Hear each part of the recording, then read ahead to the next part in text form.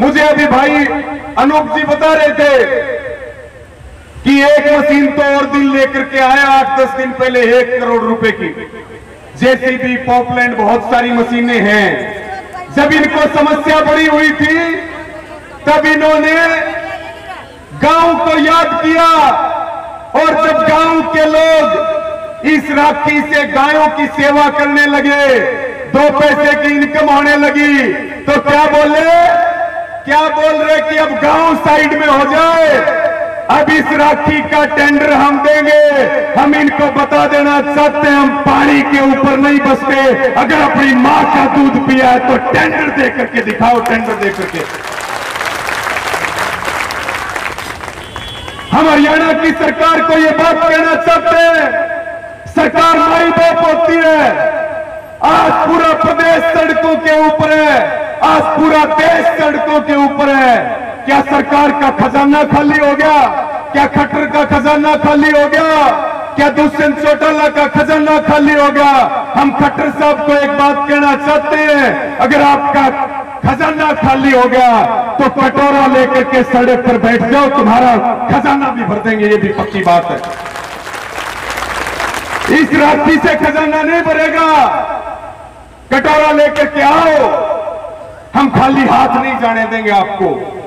साथियों, सरकार नहीं चाहती कि देश में सैनिक रहे, सरकार नहीं चाहती कि किसान के पास जमीन रहे, सरकार नहीं चाहती कि पढ़े लिखे हमारे भाई बहनों को रोजगार मिले, सरकार नहीं चाहती कि इस देश में, इस प्रदेश में खिलाड़ी रहे। सरकार चाहती है सब अडानी अंबानी के मजदूर बनकर के काम करें, सब उनके बंधुआ मजदूर बनकर के काम करें। हमारी लड़ाई पूंजीवाद के खिलाफ है, हमारी लड़ाई उद्योगपतियों के खिलाफ है, हमारी लड़ाई माओं के पेट में पल रहे बच्चों के लिए है, हमारी लड़ाई छोटे छोटे बच्चों के लिए है। हमें राजनीति से कोई मतलब नहीं है, हमें चुनाव से कोई मतलब नहीं है। अब आंदोलन करना पड़ेगा और आंदोलन को अपने जीवन का हिस्सा बनाना पड़ेगा, अपने जीवन का हिस्सा बनाना पड़ेगा। पहले किसान सड़कों पे आया, फिर खिलाड़ी सड़कों पे आए, फिर पढ़ने वाले बच्चे सड़कों पे आए, फिर नौकरी लगने वाले युवा सड़क पर आए। सरकार किसी को छोड़ने वाली नहीं है, इसलिए मेरी सबसे प्रार्थना है, सारे इकट्ठे हो लो, सारे इकट्ठे होकर के लड़ो, तभी बच सकते हैं, नहीं हमें कोई बचा नहीं सकता। यहाँ का जो प्रशासन है इस थर्मल प्लांट का, और 25 तारीख कोई दूर नहीं है, रीमन 25 तारीख ही है ना।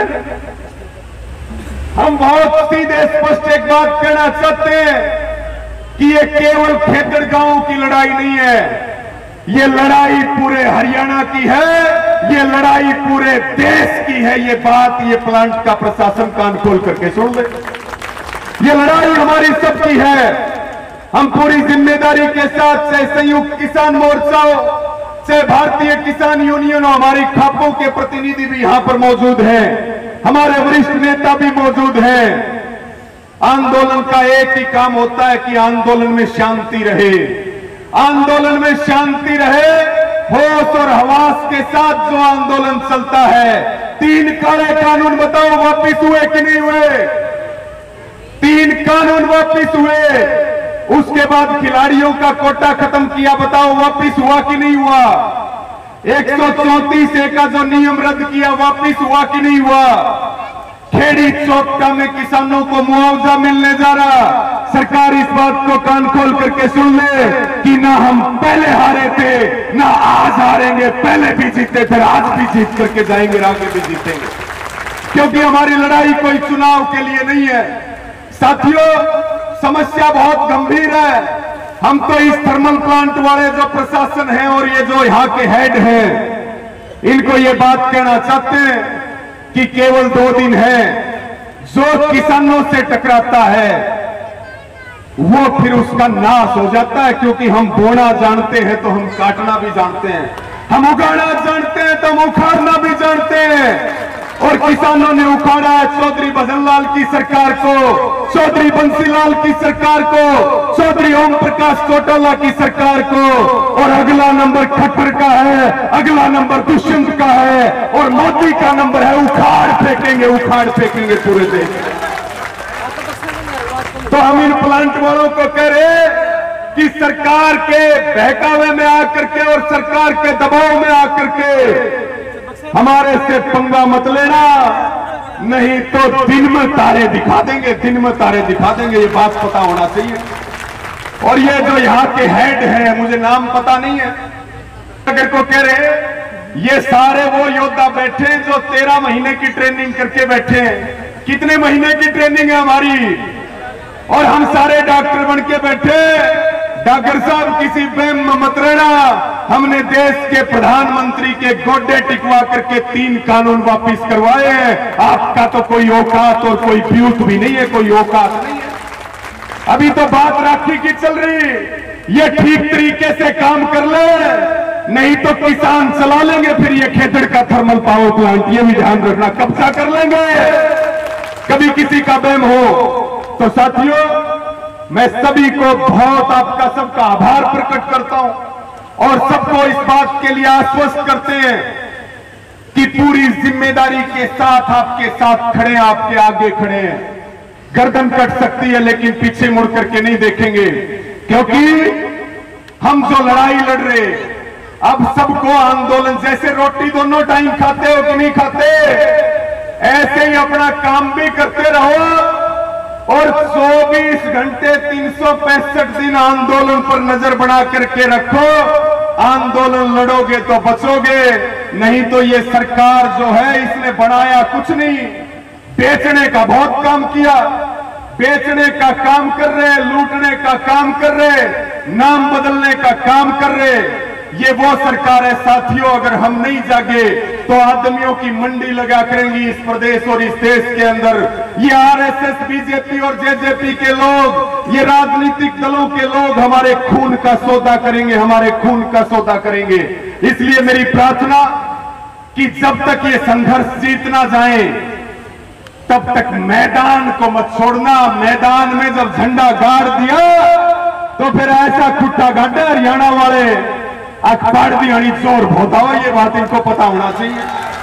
तो भाई पूरी ताकत के साथ जमे रहो, और वो दिन दूर नहीं है, समय भले ही लग सकता है, फैसले बड़े लेने पड़ सकते हैं, लेकिन जो यहाँ की कमेटी फैसला लेगी हम सारे लोग उसके ऊपर फूल चढ़ाने का काम करेंगे। ठोक के फैसला ले लियो, बढ़िया फैसला ले लियो, निश्चित तौर पर हमारी जीत होगी। मैं अपनी बात को पूरा करते हुए एक दो बातों के ऊपर और ध्यान आप सबका दिलाना चाहूंगा। अभी हरियाणा में बहुत बड़ा मुद्दा चल रहा कि जिन किसानों ने बैंक से लोन ले रखा, जिन किसानों ने केसीसी बनवा रखा, जो किसान डिफॉल्टर हो गए, अभी एक नया कानून आया है सरकार का, तूड़ी बेचने पर धारा 144 लगा दी कि नहीं लगा दी?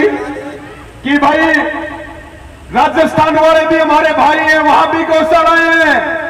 सरकार कह रही है किसान को तूड़ी के 2 पैसे ठीक मिलने लगे तो हरियाणा की सरकार के पेट में दर्द होने लगा और वो धारा 144 लगा रही।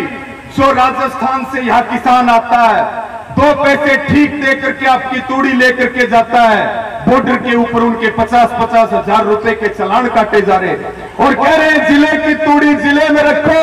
अरे तुम्हें रोक लगानी है तो अडानी पर लगाओ, तुम्हें रोक लगानी है तो अंबानी पर लगाओ। तुम किसान के पीछे हाथ धो करके पड़े हो। तूड़ी हमारी, खेत हमारा, हम जिसको चाहेंगे उसको बेचेंगे। तुम्हारी कोई औकात नहीं है कि तुम हमें रोक लो। इसके लिए आंदोलन करना पड़ेगा। सरकार सुधर जाए, सरकार सुधरने का नाम नहीं ले रही, क्योंकि न्यू कहा करें कि भाई जिसका नाश होना हो उसका दिमाग उल्टा काम करया कर। एक नया कानून आ रहा है, ये किसान है अभी खेड़ी चोपटा से जो यहां आ रहे, मेरनाथ जी हैं, इन्होंने 80,000 रुपए का लोन लिया बैंक से। बैंक ने इनको 5 लाख रुपए का नोटिस थमा दिया, यानी कि जमीन को कुड़क करने की तैयारी चल रही। जैसे करनाल का एक मामला आया था जलाला वीरान का, तो भाई हम बचेंगे कैसे? हमारी जमीन बैंकों में पड़ी, हम 24 घंटे काम करें, हमारे कपड़े फटे हुए, बीमारी में ठीक इलाज नहीं करवा सकते, अपने बच्चों को बढ़िया पढ़ाई नहीं करवा सकते।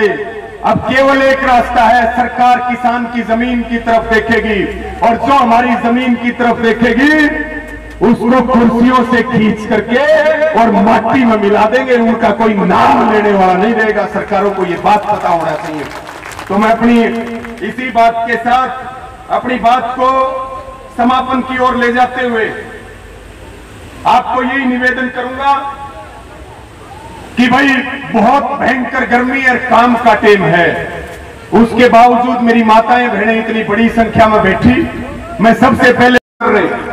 तो साथियों, गाय माता का आशीर्वाद हमारे साथ है, भगवान का आशीर्वाद हमारे साथ है। जीत करके जाएंगे और बहुत जल्दी जीत करके जाएंगे। इनकी नाक रगड़वा करके माफी मांग करके जीत करके जाएंगे। सबका बहुत